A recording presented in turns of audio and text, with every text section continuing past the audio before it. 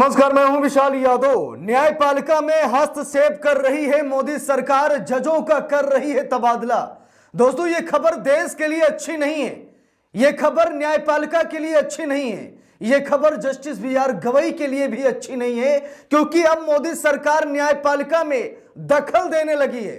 दोस्तों, मोदी सरकार ने पहले ही कहा था, जजों को धमकाया भी था, जहां पर मोदी सरकार ने कहा था कि अगर न्यायपालिका कार्यपालिका में दखल देगी तो देखिए, प्रधानमंत्री नरेंद्र मोदी जी, ये फिर एनडीए सरकार कह लीजिए कि कितना ज्यादा डरी हुई है, या फिर ये कह लीजिए कि सुप्रीम कोर्ट ने मोदी जी की गर्दन पकड़ ली है, इसलिए मोदी जी झटपटाते हुए नजर आ रहे हैं, या फिर ये कह लीजिए कि बिलबिलाते हुए नजर आ रहे हैं।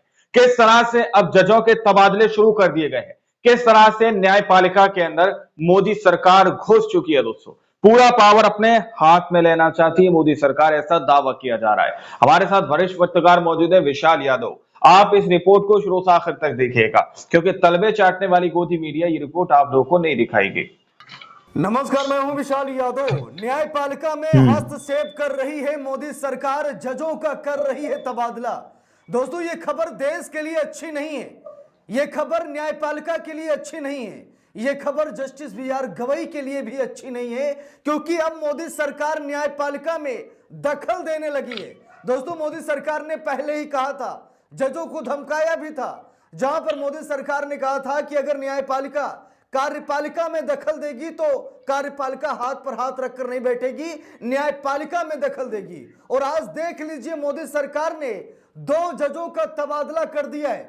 खबर हैरान करने वाली है, ये दिखाती है कि केंद्र सरकार कितनी बड़ी मनमानी कर रही है।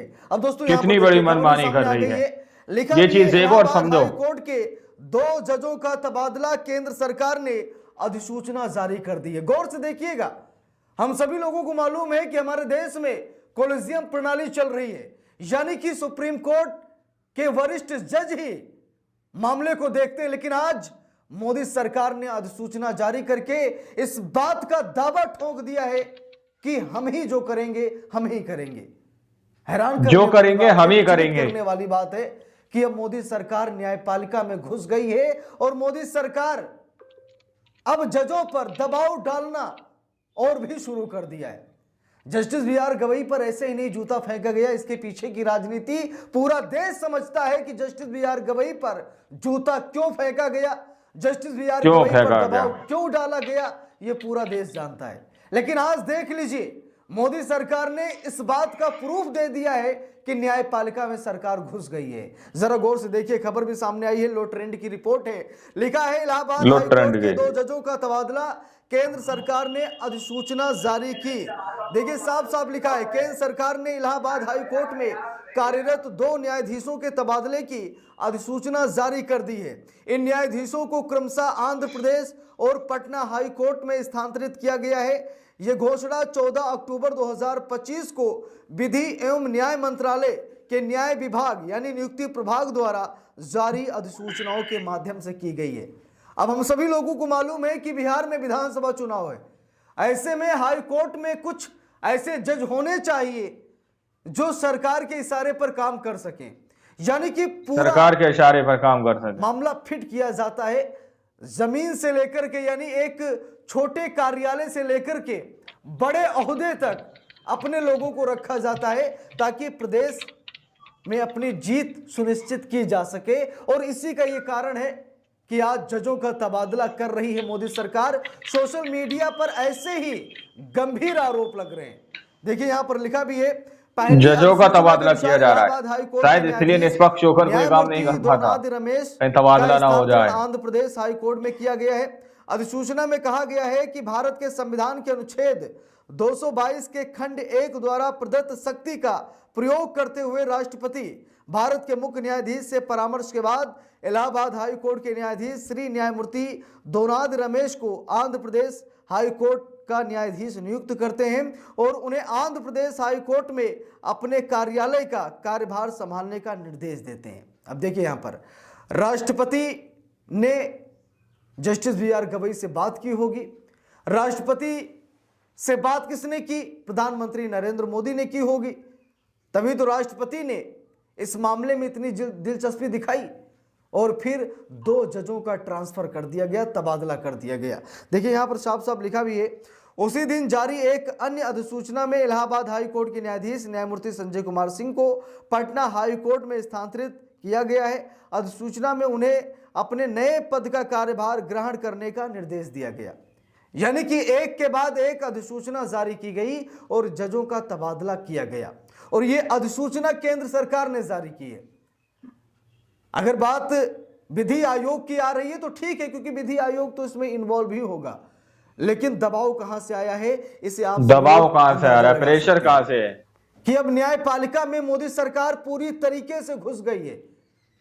जो काम मोदी सरकार एनजेएसी कानून के तहत करना चाहती थी, वो अब बिना एनजेएसी कानून के तहत कर रही है।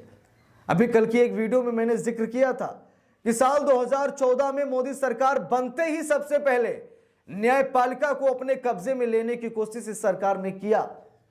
जब अमित शाह को 2 साल के लिए गुजरात से बैन कर दिया गया, तड़ी पार कर दिया गया, तो नरेंद्र मोदी भी डरे और उन्हें ऐसा लगा कि आज अमित शाह पर गाजगिरी है, सुप्रीम कोर्ट ने अमित शाह को राज्य से भी दखल कर दिया है, तो सुप्रीम कोर्ट हमारे ऊपर भी एक्शन ले सकता है। इसीलिए मोदी सरकार सत्ता में आते ही सबसे पहले न्यायपालिका पर अपना अधिकार करना चाहती थी। यहां तक कि एनजेएसी कानून भी लागू हो गया, लगभग पास करा लिया गया, राष्ट्रपति ने मुहर लगा दी, लेकिन सुप्रीम कोर्ट ने रोक लगा दी।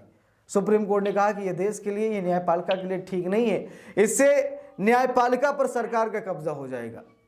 लेकिन उसके बावजूद आज भी मोदी सरकार जिस तरीके से न्यायपालिका में हस्तक्षेप कर रही है, यह देश के लिए बिल्कुल भी ठीक नहीं है। देखिए लिखा भी है, दोनों स्थानांतरण भारत के राष्ट्रपति द्वारा संविधान के अनुच्छेद 222(1) के तहत प्रदत्त शक्तियों कितनी बड़ी मनमानी कर रही है, और भारत ये चीज देखो और समझो, के साथ परामर्श के बाद किए गए हैं।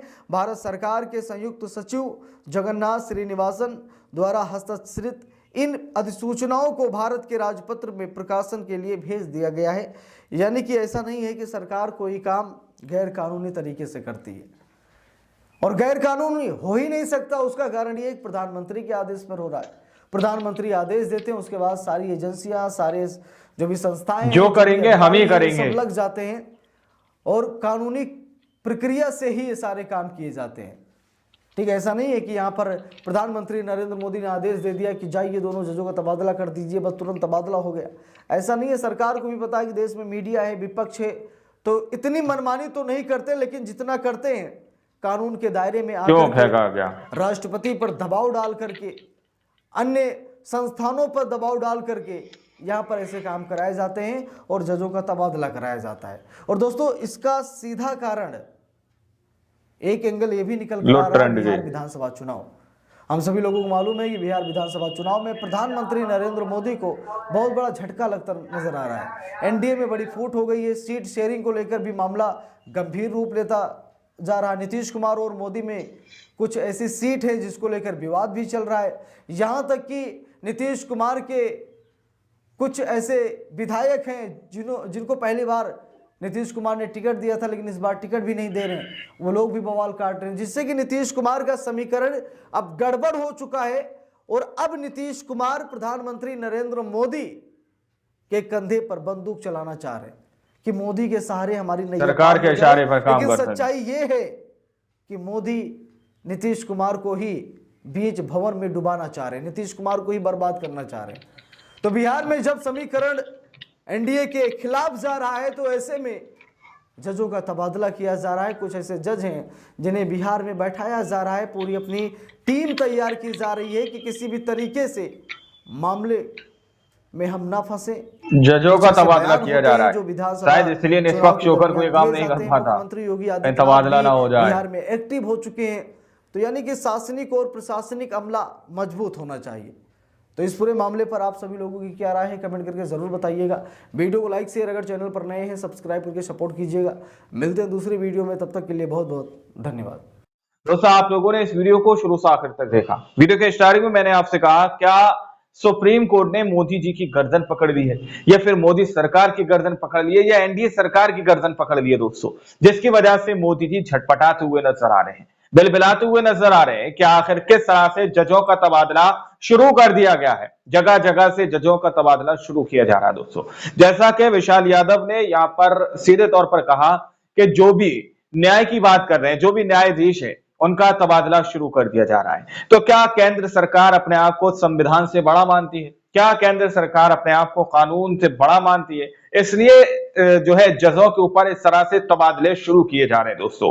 ये सवाल अपने आप में बहुत बड़ा है कि आखिर क्या कुछ देश के अंदर चल रहा है। अभी हाल ही में सुप्रीम कोर्ट के CGI chief justice of India के ऊपर जूता फेंका गया।